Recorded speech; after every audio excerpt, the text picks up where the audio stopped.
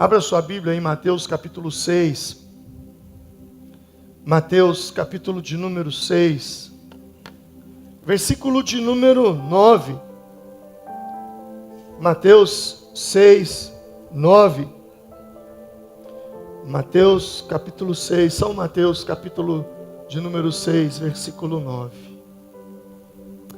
O texto diz assim: vocês orem assim: Pai nosso que estás nos céus, santificado seja o teu nome.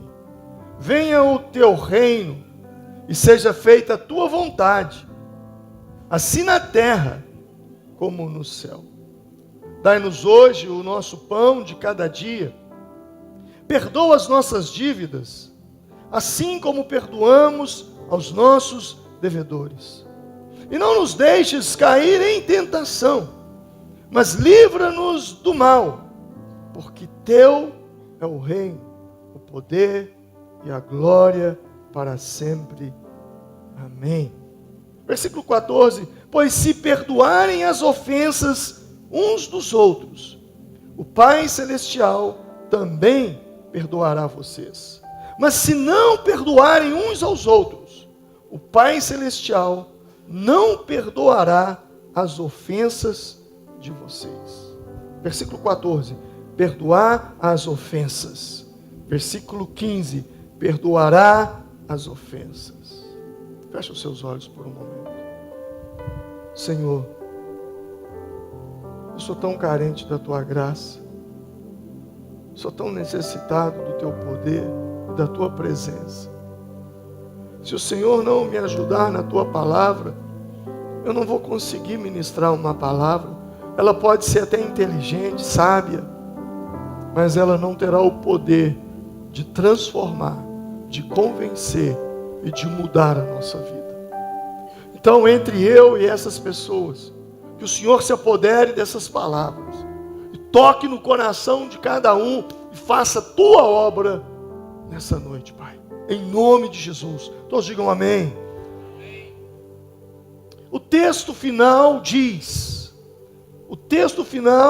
ele diz da seguinte forma, ele fala assim: se vocês perdoarem as ofensas,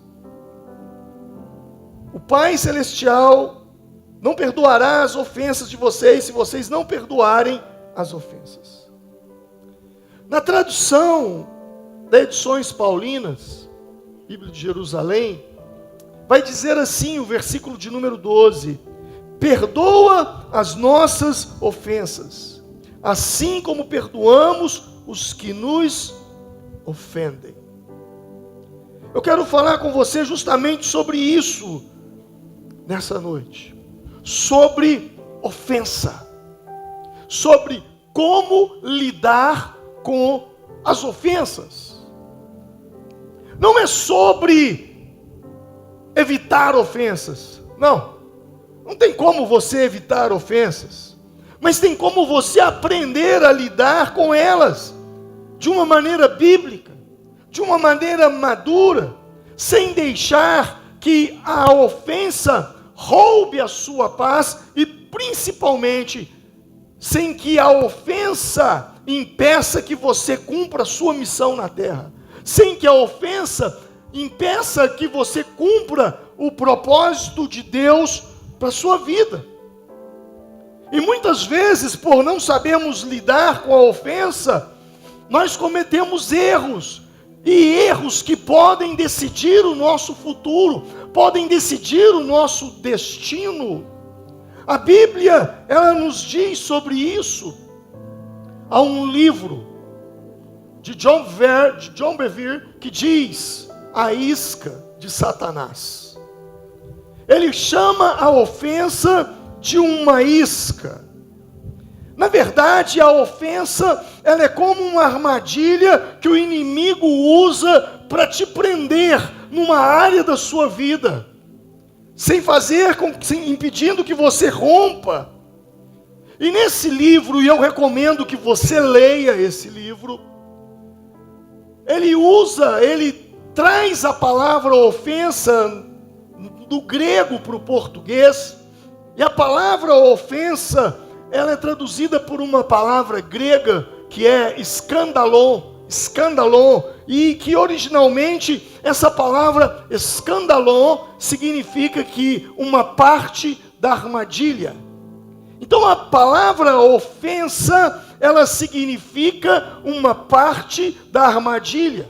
A ofensa é uma isca. E se você morder a isca, você será aprisionado numa área da sua vida, ou em várias áreas da sua vida. Quem morde a isca da ofensa, ele é preso, ele é aprisionado, ele fica travado em áreas da sua vida. A sua reação à ofensa define o seu futuro. A sua reação à ofensa define o seu destino. Onde começam as brigas? Na ofensa. Aonde começa o divórcio? Na ofensa. Grande parte das guerras, a ofensa. O que tira sua paz, o que te faz ficar contrariado, o que te faz perder uma noite de sono, o que te faz ficar angustiado e com raiva?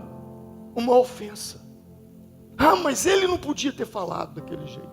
Ah, mas ela não podia ter feito daquela forma. Ah, mas não fizeram isso comigo. Quantos de nós estamos presos em uma ofensa? A ofensa, ela rouba a paz e ela impede você de avançar se você não souber lidar com ela. A maneira como você lida com a ofensa, e eu estou sendo muito enfático e até repetitivo, a maneira como você lida com uma ofensa define o seu futuro.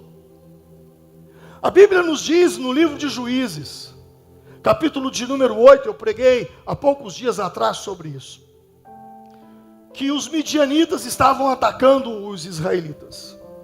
E Deus levantou um homem chamado, lembra o nome dele? Gideão. E Gideão se levanta como um homem de Deus e ele chama o povo para a guerra. 32 mil homens compareceram. E Deus disse: há muita gente contigo. Diga que aqueles que estiverem com medo, aqueles que forem covardes, que eles voltem atrás. 22 mil voltaram, ele ficou com 10 mil. E Deus disse: ainda há muita gente contigo, leve-os ao rio, e aquele que beber a água como o cão a lambe, esse o colocará à parte. 9.700 voltaram, ficaram 300. Gideão foi para a guerra, e a Bíblia diz que com 300 homens, ele venceu os midianitas, ele ganhou aquela guerra. Mas há um fato que ocorre, quando Gideão, ele volta da guerra, quando ele volta da batalha, mexeram no texto ali, parece que mudou a referência, né? Sobre vocês, não é quem mexeu no slide. Mas em Juízes capítulo 8, quando eles voltam para a guerra, isso aí não é uma referência de Hebreus 12, como está aqui, é uma referência de Juízes, ok? Juízes. Então em Juízes capítulo 8, quando eles voltam da guerra, quando eles voltam da batalha, os eframitas, a tribo de Efraim, vem para Gideão e diz: quem que você está achando que você é? E Gideão falou: olha, como assim quem eu sou? Não, você não nos chamou para a guerra.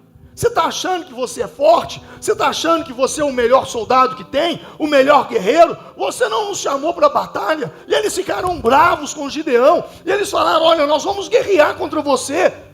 E Gideão então, ele diz o que o texto diz. Os eframitas perguntaram a Gideão: por que você nos tratou dessa maneira? Por que não nos chamou quando foi lutar contra Midian? E o criticaram duramente. Ele, porém, lhes respondeu: o que eu fiz em comparação com vocês? O resto da colheita de Efraim não é melhor do que toda a colheita de Abiezer? Deus entregou Oreb e Zeeb, os líderes dos midianitas, nas mãos de vocês. O que pude fazer em comparação com vocês diante disso? E a ira deles então acabou. A Bíblia diz que a ira deles contra ele se aplacou. Presta atenção nisso, irmãos. Gideão vai para a guerra, Primeiro ele tinha 32 mil, Deus manda ele tirar 22 mil, depois Deus manda ele tirar 9.700, ele foi com 300. Ele venceu a guerra. Quando ele volta da guerra, a tribo de Efraim chega para ele e diz assim: quem que você está pensando que você é, cara? Quem que você está pensando? Você desfez de nós. Você desfez de nós, você não nos chamou para a guerra. E Gideão falou assim: calma, gente, calma. Olha, os rabiscos da vinha, rabiscos são aquelas uvas que sobram no pé depois da colheita, são aqueles cafés que sobram no pé depois da colheita, é aquilo que sobra. Ele disse: olha, a sobra de vocês é melhor do que toda a colheita de Israel. Vocês são bons demais. Se vocês tivessem ido comigo para a guerra, não teria nem graça. Nós teríamos acabado com os midianitas de uma maneira assim muito rápida, de modo que nem as pessoas iam reconhecer que foi Deus que nos deu a vitória. Quem está entendendo? Ele disse, ao invés dele se sentir ofendido, o que ele fez com a ofensa? Calma, vocês são muito espertos, vocês são muito fortes. Então eu não chamei vocês por causa disso. E então eles se acalmaram. Passado um tempo, no capítulo de número 12, acontece uma outra batalha. Só que agora já não é mais Gideão. Agora é Jefté, que está à frente do exército. Era uma guerra contra os amonitas. E Jefté então conclamou a todos os exércitos de Israel, a todas as tribos que fossem para a guerra. Porém, a tribo de Efraim não foi. A tribo de Efraim é mais ou menos aquele tipo de gente que vê você custando a carregar um móvel, mas não te ajuda. E aí depois diz para você: por que você não me chamou para te ajudar? Entende? E aí Jefté vai para a guerra. Os eframitas não vão para a guerra. E Deus usa Jefté, e há uma guerra, e há uma batalha, e há uma vitória. Só que agora não é mais Gideão morreu. Agora é Jefté. E quando Jefté volta, olha o que a Bíblia diz: Gileade tomou os locais de passagem. Aliás, e aí quando o Jefté volta, os eframitas vão até a ele e diz assim: por que você não nos chamou para a guerra? Por que você não nos convocou? Você está pensando que você é forte, que o seu exército é poderoso? Nós vamos acabar com você. Sabe o que Jefté fez? Então vocês vão acabar agora. E chamou todos os exércitos contra Efraim. E aí é o que a Bíblia diz: Efraim fugiu. Gileade tomou os locais de passagem do Jordão para Efraim. E quando qualquer eframita que tentava escapar dizia: deixe-me atravessar, os homens de Gileade perguntavam: você é eframita? Se respondesse que não, diziam: então diga Shibolete. Se dissesse Sibolete, por não conseguir pronunciar corretamente a palavra, agarravam-no e matavam-no nos locais de passagem do Jordão. E 42 mil eframitas foram mortos naquela ocasião. Deixa eu contar essa história para você entender melhor. A mesma coisa aconteceu com Gideão, aconteceu com Jefté. Só que a atitude de Gideão, lembra qual foi? Não, vocês são bons demais. Se vocês fossem, não teria nem graça. E eles então saíram felizes. Agora vem Jefté: por que você não nos chamou? Por que vocês viram a guerra e não entraram? Nós vamos acabar com você, então nós vamos para a guerra agora. E juntou todo mundo contra Efraim. Lembre-se que Efraim era uma tribo de Israel. Então era irmão contra irmão. Os eframitas, quando viram que todo Israel estava atacando eles, eles fugiram. E Jefté disse: persigam-os. Persigam-os. E vão para o Jordão. E qualquer eframita que tentar escapar, mate-o. E aí então os eframitas passavam. E quando o eframita passava, ali onde havia um posto de vigilância, eles perguntavam: ei, você é eframita? Ele dizia: não, eu não sou eframita. Então diga para mim Shibolete. Eles tinham a língua presa. Diga para mim Shibolete. Eles não conseguiam falar Shibolete, eles falavam Sibolete. Aí falava: mata. Mata. Porque eles não conseguiam pronunciar essa palavra, eles tinham uma língua presa, não conseguiam falar, eles tipo Cebolinha, né? Lembra do Cebolinha, da Mônica? Então eles não conseguiam falar. E a Bíblia diz que naquele dia morreram quantos? Quantos? 42 mil. 42 mil. Por causa da ofensa. Jefté se sentiu ofendido. E um homem ofendido, ele perde a cabeça. Jefté foi um grande líder, mas isso ficou na conta dele. Ele matou 42 mil. Não é 42 pessoas, não são 4 pessoas. Ainda que fosse 4, ainda que fosse 42, 42 mil morreram. Porque um homem não soube lidar com a ofensa.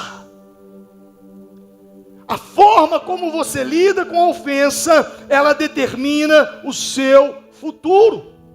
A ofensa, ela carrega 2 maldições. Eu poderia usar o livro de Gênesis. Ela tem a maldição da estagnação e ela tem a maldição da desorientação. Uma pessoa ofendida, ela fica estagnada. Uma pessoa ofendida, ela fica desorientada. E desorientado no sentido de não ter um norte na vida. Abra sua Bíblia lá em Gênesis capítulo 4. A Bíblia diz ali que Abel e Caim foram oferecer uma oferta a Deus. E a Bíblia diz que Deus se atentou para a oferta de Abel. E quando Deus se atentou para a oferta de Abel, sabe o que aconteceu? A Bíblia diz, mas não aceitou, versículo 5, mas não aceitou Caim sua oferta. Por isso Caim se enfureceu e o seu rosto se transtornou. Quando Abel e Caim oferecem uma oferta para Deus, e Deus se agrada da oferta de Abel e não da oferta de Caim, Caim se ofende. Caim fica ofendido. E ao ficar ofendido, o que ele faz? Você se lembra? Ele mata o seu irmão Abel. Por causa de quê? Por causa de uma ofensa. Caim ficou ofendido com o Senhor. E ele descarregou a ofensa em Abel. Caim atraiu aquilo que ele mais temia. Ele temia ser rejeitado por Deus, e ao matar Abel, ele é rejeitado por Deus. E existem pessoas que se sentem ofendidas. Agora, a pergunta é: alguém ofendeu Caim? Não. Mas ele se sentiu ofendido. Uma coisa é alguém te ofender. Outra coisa é você se sentir ofendido. E essa coisa de se sentir ofendido é uma das que mais acontecem. Por causa de alguém que passou perto de você e por alguma razão, essa pessoa nem te viu e aí não te cumprimentou e você se sentiu ofendido. Ou porque ela não foi ou não foi naquele dia que você marcou, você se sentiu ofendido. Existem pessoas que se sentem ofendidas sem ninguém tê-las ofendido. Pessoas que se dizem estar feridas. Mas quem te feriu? Quem te feriu, Caim? Não, ninguém. Quem te feriu? O que Abel falou com você? O que Deus falou com você? Não falou nada. Mas ele se sentiu ofendido. E isso é muito sério. Por que eu digo que isso é sério? Porque existem pessoas que sentem-se ofendidas. E isso nos ensina que algumas dores, elas vêm de dentro de nós e não dos outros. Eu vou repetir. Caim se sentiu ofendido, ele não foi ofendido. E isso nos ensina que existem algumas dores que vêm de dentro de nós e não dos outros para conosco. Quem entendeu, diga amém. E aí isso é sério. Eu estou saindo do meu trabalho, do meu emprego, porque não me senti ofendido. Estou saindo da igreja, porque estou me sentindo ofendido. Estou saindo da célula, porque estou me sentindo ofendido. Sem que ninguém tenha te ofendido, isso é coisa da sua cabeça. Às vezes as pessoas se sentem feridas, se sentem ofendidas, porque não lidam com suas próprias frustrações, com suas próprias inseguranças e com suas próprias comparações. Porque Caim se sentiu ofendido, porque ele comparou a oferta dele com a oferta de Abel. Mas Deus não o ofendeu, Abel não o ofendeu. Quantos de vocês estão se sentindo ofendidos sem nunca de verdade ter sido? Porque fulano não me respondeu o WhatsApp. Estou ofendido, vou parar, vou sair.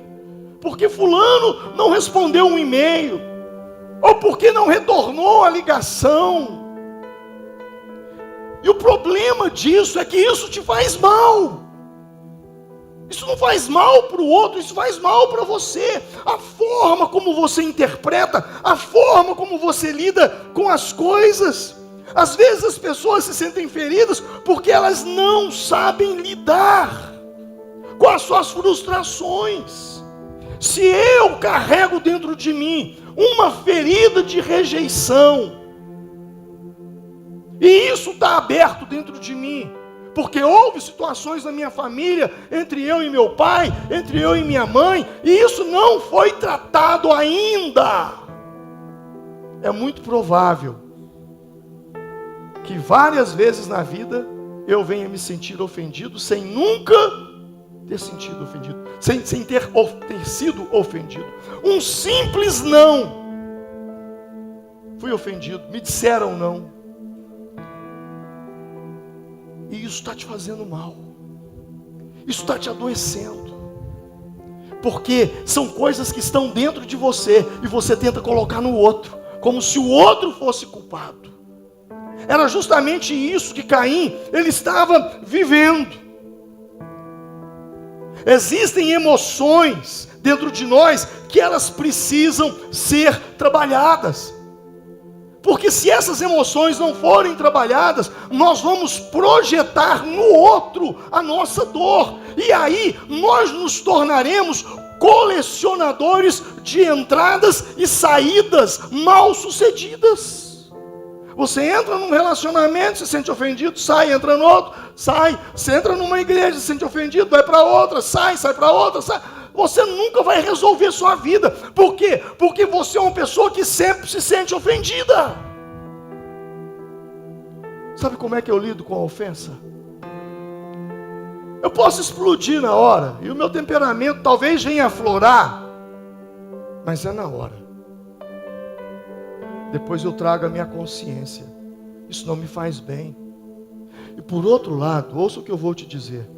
A ofensa, para mim, eu não estou falando para você, para mim, ela é como um termômetro que mede o nível da minha arrogância. Quanto mais ofendido eu me sinto, isso é sinal que eu estou sendo muito arrogante. Porque quem de fato se humilha na presença de Deus, quem de fato se derrama na presença de Deus e diz: Deus, eu não presto, Deus, eu não valho de nada, Deus, as minhas justiças são como um trapo de imundícia, Deus, tem misericórdia de mim, Senhor, tem misericórdia de mim, porque eu sou um pecador, eu sou um miserável. Se não for a tua presença, se não for a tua graça, Senhor, eu não sei o que é da minha vida. Gente que entra na presença de Deus e se humilha na presença dele, quando é humilhado pelos homens, ele diz: não, isso aí é leve diante do que eu confessei para o meu Senhor agora há pouco. Quem está entendendo? Agora, se você não se abre, se você não se rasga, se você não se derrama, se você não se entorna na presença de Deus, se você não vomita tudo que está dentro de você, o seu ego, o seu egoísmo, o seu orgulho, a sua arrogância, as suas vaidades, provavelmente que você é o tipo de gente que se ofende por qualquer coisa. Gente que se ofende por qualquer coisa é gente arrogante.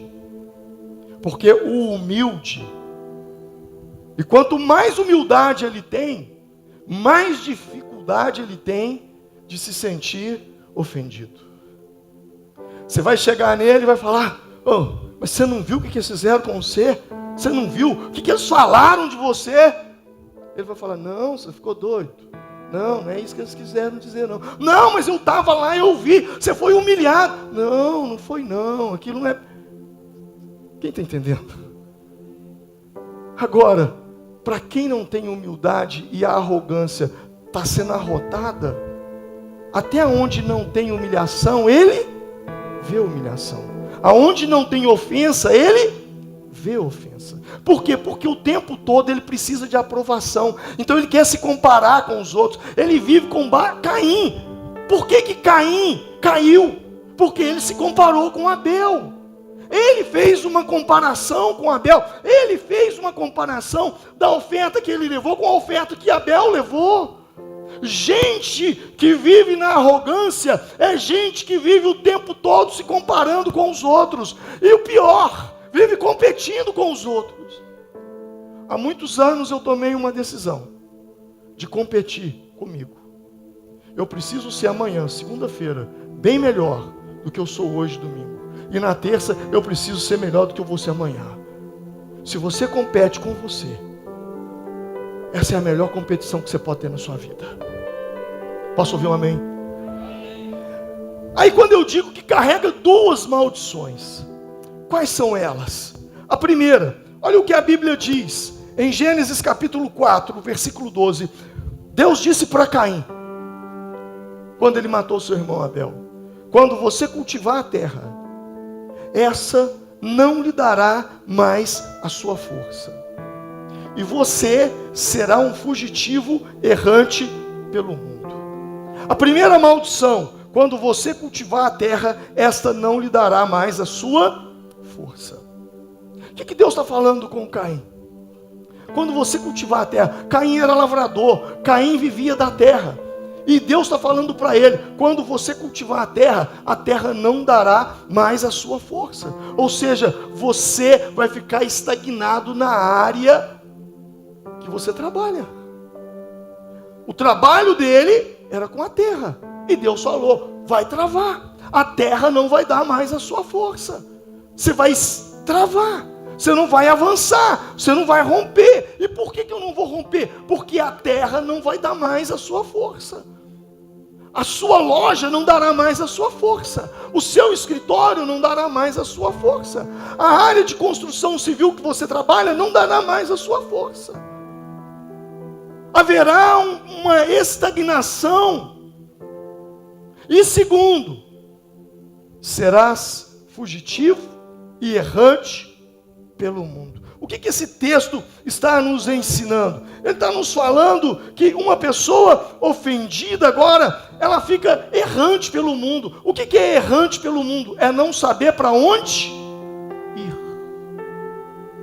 Eu não sei se eu vou para cá, eu não sei se eu vou para lá, eu não sei se eu continuo com essa profissão, ou se eu continuo com aquela outra, eu não sei se eu fico assim. Sabe, a pessoa ela não consegue ter raízes. Ela muda constantemente. Eu não estou falando que mudanças é errado. Você precisa fazer mudanças na sua vida. Mas existem situações que tem pessoas que não têm firmeza. Gente desorientada é que não tem uma orientação, é que não tem um norte, é que não tem uma visão, é que não tem um rumo. Salmo 1 diz que o ímpio é como uma palha levada pelo vento. Aonde o vento bate, ele vai. Então eu e você precisamos tomar muito cuidado.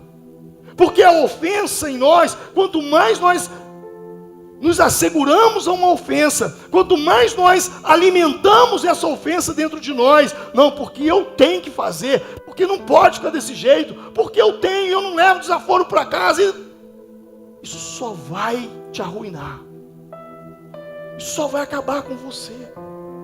O maior danificado, prejudicado, é você.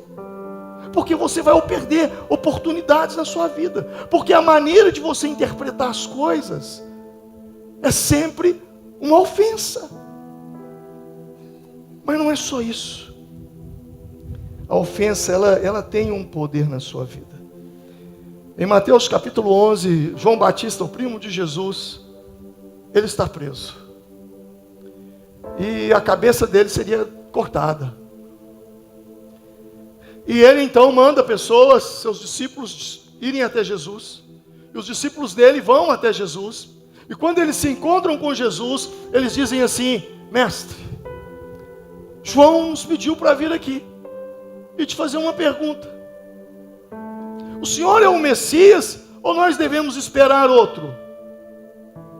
E imediatamente Jesus disse: diga a João, os cegos veem, os mudos falam, os surdos ouvem, os coxos andam, e aos pobres é pregado o evangelho. E bem-aventurado aquele que em mim não se escandalizar. Essa foi a palavra de Jesus ali para ele. Bem-aventurado, bem-aventurado aquele que em mim não se escandalou, aquele que em mim não ficar ofendido. Ele não disse assim para João: eu sou o Messias. Não, eu não sou o Messias. Ele disse: diga a ele, os cegos veem, os surdos ouvem, os coxos andam. Sabe o que ele estava falando para ele naquele momento? Ele estava dizendo para ele o seguinte: olha, a situação é o seguinte, meu amigo, diga para João Batista o seguinte: não olhe para aquilo que Deus não está fazendo, olhe para aquilo que Deus está fazendo. E o que Deus não está fazendo? Tirando João da cadeia. E o que Deus está fazendo? Curando paralíticos, curando cego, limpando leprosos, pregando o evangelho. O grande problema é que toda vez que você coloca o teu foco nas orações que você fez e não saiu do jeito que você pediu, você se escandaliza, você se ofende com Deus. Ah, Deus não me ouviu, Deus não me atendeu, Deus não me abençoou. Quantas coisas Deus tem te abençoado, quantas coisas têm acontecido na sua vida, coisas que você nem orou, coisas que você nem pediu, Deus permitiu acontecer com você, mas o teu foco está naquilo que Ele não fez. Ah, eu queria que Ele curasse minha mãe, não curou. Ah, eu queria que Ele livrasse fulano daquela morte, não livrou. Ah, eu orei para que eu pudesse passar naquele concurso, não passei. E aí você coloca o teu foco naquilo que Deus não está fazendo. E quando você coloca o teu foco naquilo que Deus não está fazendo, você se sente ofendido com Deus, sem Deus ter te ofendido, mas você se sente. Por quê? Porque não é sobre Deus, é sobre você. O segredo para não se escandalizar em Deus é olhar o que Ele está fazendo. Agora eu vejo que a ofensa, ela trabalha várias transições na nossa vida. Toda vez que você for, não estou falando se sentir, ok? Porque sentir a ofensa é algo que está dentro de nós. Agora outra coisa é ser realmente ofendido. E toda vez que você está próximo de uma transição, toda vez que você está próximo de dar um salto na sua vida, toda vez que você está perto de algo grande que vai acontecer com você, tenha certeza, você será ofendido. Uma ofensa tão grande virá na sua vida, que você vai falar assim: quer saber de uma coisa? Eu vou chutar tudo para o alto. Quantos estiveram perto de chutar tudo para o alto e não chutaram, e no outro dia ou na outra semana a bênção de Deus veio sobre a sua vida? Quantos já tiveram experiências assim? Já aconteceu comigo também. Mas não é só comigo e com você. Com Davi também aconteceu. Quando Davi, Olha, gente, a vida de Davi foi sempre assim. Lembra o dia que Samuel foi na casa de Jessé, o pai de Davi, para ungir um dos filhos dele a rei? Lembra? Deus falou com Samuel: profeta, vá à casa de Jessé e unge um dos filhos dele a rei. E quando ele chegou e disse: olha, Jessé, eu vim na tua casa porque Deus me mandou ungir um dos teus filhos a rei. Sabe o que o Jessé fez? Ele chamou todos os filhos, com exceção de quem? Com exceção de quem? De Davi. Irmãos, Samuel foi à casa de Davi. Você sabe o que é Samuel e a casa de Davi? Eu vou te dar uma ideia, para você entender.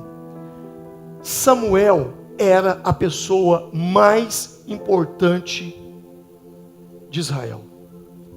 É como se a pessoa mais importante do Brasil fosse vir à sua casa.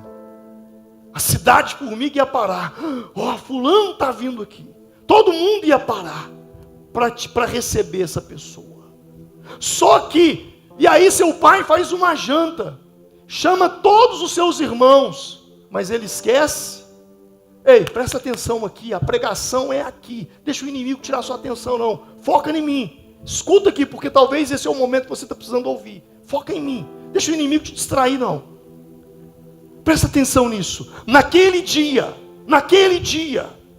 naquela hora, os irmãos todos foram chamados.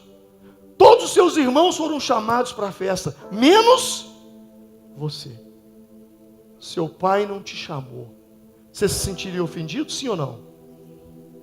Davi tinha tudo para se sentir ofendido. Ele ficou lá no canto.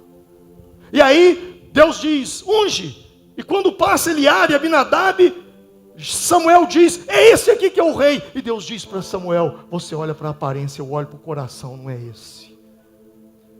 Jessé, cadê seus filhos? Não, estão aqui, todos. Não, está faltando um. Mas quem? Não, esse não tem nem chance. Quem é o Davi? Ele está lá no pasto. Então, traga ele. Enquanto ele não chegar, nós não vamos sentar à mesa para jantar. E quando Davi chegou, Deus disse para Samuel: eis o rei de Israel na tua frente. Está entendendo o que eu estou falando? Diante de uma grande vitória, vem antes uma grande ofensa. E agora ele vai levar lanche para os irmãos, porque Golias está ameaçando o exército. E quando ele chega ali, Samuel capítulo 17, e ele pergunta: qual é a recompensa? O que vai acontecer para quem vencer Golias? E Eliabe, então, o irmão mais velho, ouve Davi falando com os soldados e ficou muito irritado com ele e perguntou: por que você veio até aqui? Com quem você deixou aquelas poucas ovelhas no deserto? Eu sei que você é um presunçoso e que o seu coração é mau. Você veio aqui para ver a batalha. Naquele momento, irmãos, Davi recebeu uma crítica. Você veio aqui foi para zombar, você veio aqui foi para rir de nós. Com quem que você deixou aquela meia dúzia de ovelha insignificante lá no deserto? Naquele momento, Davi poderia ter falado o seguinte: quer saber de uma coisa? Eu vim aqui foi para trazer comida para vocês, mas pode ficar aqui, jogar no chão e falou: eu vou embora. Mais uma vez ele foi ofendido. E o texto diz, sabe o que ele faz? Ele vira o rosto e pergunta para o outro. E o outro diz: olha, é isso, então eu vou para a guerra. Ele vai para a batalha. A vida de Davi foi marcada por ofensas e vitórias, ofensas e vitórias, ofensas e vitórias. Quando eles voltam de uma guerra, agora ele já é o homem que venceu Golias. E as pessoas, elas iam para a entrada da cidade para celebrar a volta dos guerreiros. E quando eles voltam, as mulheres então pegaram os tamborins e começaram a cantar. E a música era assim: Saul, rei, feriu milhares. Davi feriu o quê? 10 milhares. Quando Saul ouviu aquela música, alguém estava ofendendo Saul? Não, mas ele se sentiu ofendido. O perigo não é quando alguém te ofende. Aliás, você pode até se sentir ofendido, mas você não tem o direito de ficar ofendido pro resto da vida. Saul se ofendeu. Ele sentiu-se ofendido. Porque as pessoas estavam homenageando Davi. Aqui tem uma chave, hein? Cuidado. Se o sucesso do outro te incomoda, tem alguma coisa errada com você. Se alguém do seu ramo de trabalho, se alguém da sua profissão, se alguém começa a decolar e você não decola, ao invés de você usar da inspiração daquele e falar, eu preciso aprender com ele, você começa a dizer, não, fulano está assim porque faz isso, porque faz aquilo outro, porque faz aquilo outro. Cuidado, porque isso aí é o início de uma inveja. Uma coisa é eu olhar para a pessoa e falar, cara, eu tinha vontade de ser como ele. Isso não é inveja, isso é inspiração. Passado aquele dia, Saul começou a perseguir Davi e falou, eu vou te matar. Davi fugiu, foi para o deserto, foi para a Filístia, voltou, foi para a caverna de Adulão, encontrou 400 homens que estavam foragidos ali. E Davi se fez chefe deles, a Bíblia diz isso. Davi se fez líder deles. E aqueles homens então passaram a andar com Davi, a caminhar com Davi. E Saul perseguindo, e eles fugindo o tempo todo de Saul. Saul com um grande exército para matar Davi e aqueles 400 homens. E um dia, havia uma caverna. Davi se escondeu lá e os seus homens. Saul e o seu exército não sabia. Eles estavam cansados. E Saul disse, eu vou dormir um pouco. Vocês ficam de guarda. Só que os guardas dormiram. E os homens disseram, rei Davi, Saul está dormindo. É a hora de você se vingar e matá-lo. Porque Deus entregou ele nas suas mãos. Davi pega a espada e vai até Saul. Só que quando ele chega lá, ele não mata Saul. Ele corta o vestido, o manto de Saul. E os homens de Davi dizem, o que você está fazendo? Deus está te entregando nas suas mãos, acaba com a vida dele agora. Davi disse, louco, jamais eu faria isso, jamais. Será que eu vou tocar no ungido do Senhor? Jamais. Ele não fez. Quando Saul acordou, ele disse, rei. Saul ouviu, é você, Davi, nós vamos acabar com você, rei. O Senhor hoje me entregou você nas minhas mãos. Aqui está, rei. Aqui está a prova. E quando Saul viu, ele disse, rei, eu não quero guerra com você. Eu só quero paz. E o rei foi embora. A gente não presta atenção no contexto. Mas se Davi mata Saul naquele dia, Davi fundaria a dinastia de Saul. Porque quando um rei morre, quem assume o seu lugar? O filho mais velho. Se Davi mata Saul, um filho de Saul deveria assumir o trono, não Davi. Quem está entendendo? Davi não se sentiu ofendido, ele venceu a ofensa. O tempo passou. Havia um homem chamado Nabal. Esse homem tinha rebanhos, ovelhas, bois. E os assaltantes vinham roubar o rebanho dele. Davi então ficou naquelas terras por um tempo e protegeu o rebanho de Nabal. Só que passado um tempo, Davi saiu dali e foi embora. Tempos depois, Davi retorna. E ele e os seus homens estavam com fome. E aí Davi disse para os seus homens assim, para um deles, vá até a casa de Nabal, peça a ele para preparar para nós umas ovelhas, alguns animais para nós comermos, nós estamos com fome, nós guardamos o rebanho dele aqui, e agora nós precisamos dele. E aí sabe o que aconteceu? Eles foram até Nabal. Nabal, Davi mandou vir aqui, pedir para você dar uma comida, dar água para nós. Nós guardamos o seu rebanho, protegemos vocês. E Nabal então respondeu ao servo de Davi, quem é Davi? Quem é esse filho de Jessé? Muitos servos estão fugindo de seus senhores hoje em dia. Por que deveria eu pegar o meu pão, pegar a minha água, pegar a carne dos meus animais que abati para os meus tosqueadores e dá-los a homens que vêm não se sabe de onde? Quando esse homem sai dali, e volta e diz: Davi, foi até Nabal, e aí, quantas ovelhas que ele vai mandar? Quantos bois que ele vai mandar? Ele falou que não vai mandar nada, e ele mandou te dizer isso, isso e isso.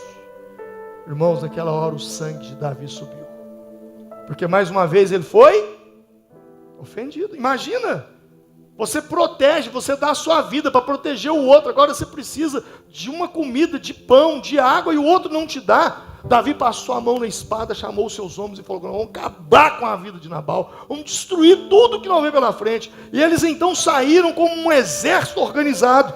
Só que Nabal era casado com uma mulher, que a Bíblia fala assim, que a mulher sábia edifica a casa, e a tola destrói com as mãos. Ele era casado com uma mulher chamada Abigail.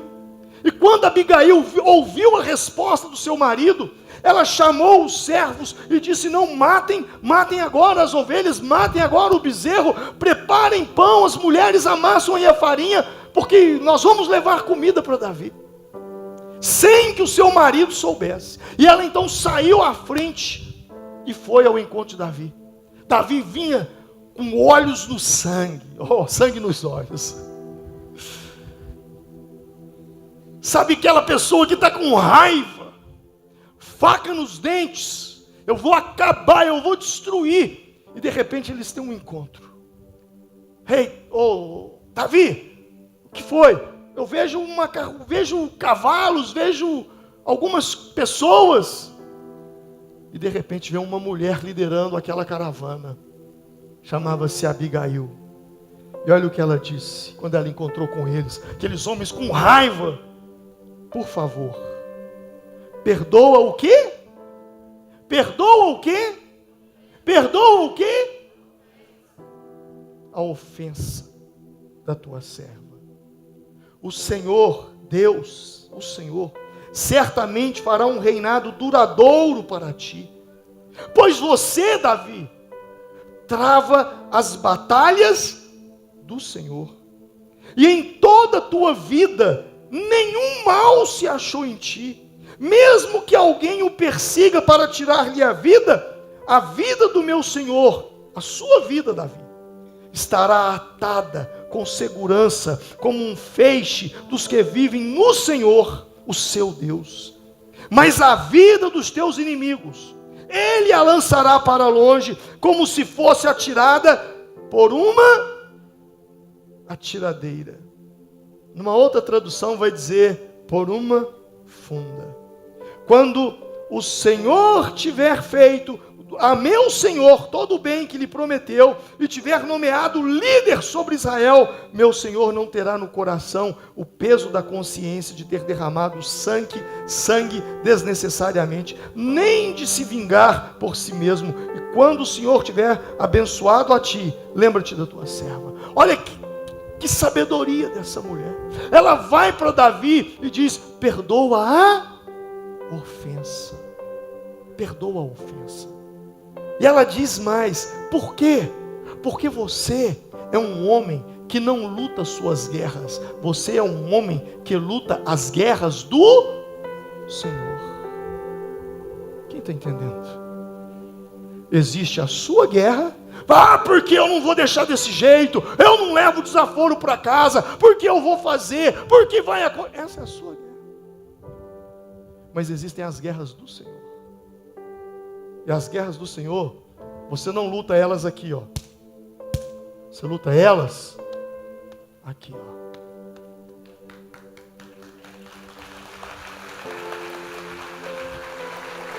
O seu assunto é com Deus. E ela disse para ele: olha, para que você vai sujar sua mão com sangue inocente? Olha que palavra que ela dá, como se fosse atirada por uma atiradeira. A palavra ali é funda, não é atiradeira, funda. Ela está dizendo: olha, deixa eu te dizer uma coisa, Davi, mesmo que alguém persiga-o para tirar a sua vida, a vida de sua estará atada como segurança num feixe dos que vivem no Senhor, o seu Deus, mas a vida dos teus inimigos, Ele a lançará para longe como se fosse tirada por uma funda. Quando essa mulher fala isso, Eu acredito que Davi caiu em pranto de choro. Porque funda quer dizer o quê? Aquela guerra não era sua. Aquela pedra que estava ali não era uma pedra, era a mão de Deus na testa de Golias. É Deus quem luta suas guerras.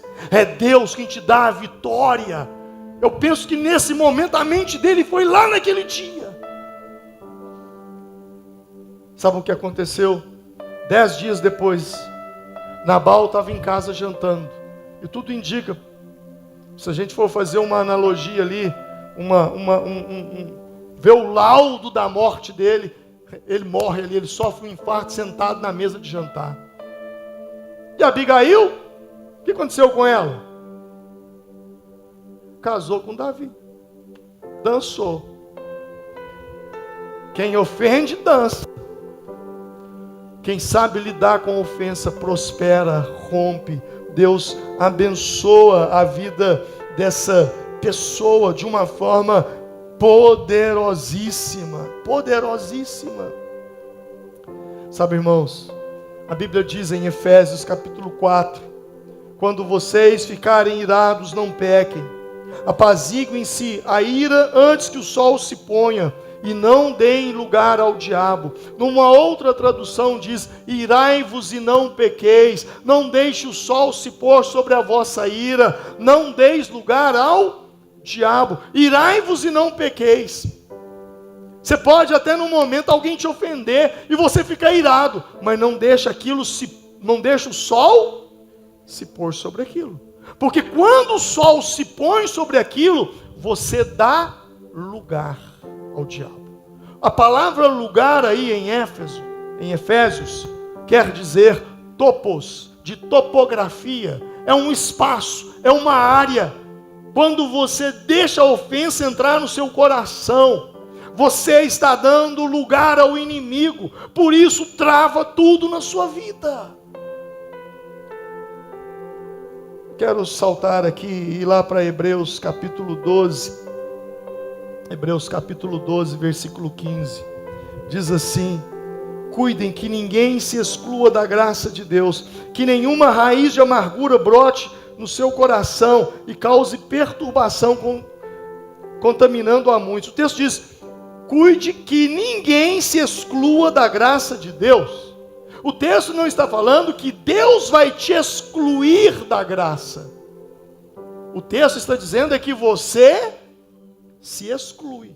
E quando você se exclui, quando raiz de amargura brota dentro de você. E qual é a origem de uma raiz de amargura? Qual? A raiz de amargura, a origem da raiz de amargura é a ofensa.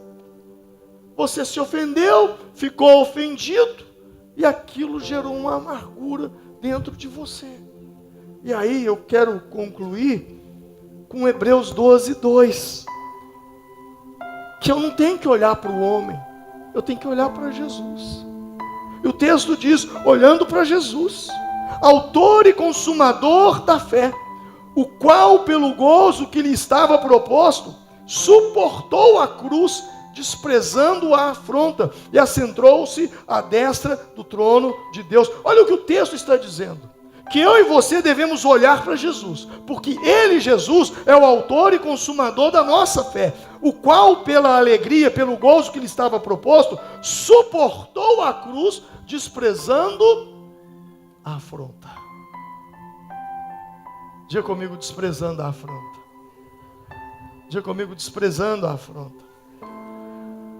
Quando você olha para o autor e consumador da sua fé, quando você olha para Jesus e procura viver uma vida pautada nos ensinamentos das Escrituras Sagradas, você despreza a afronta. O que é desprezar a afronta?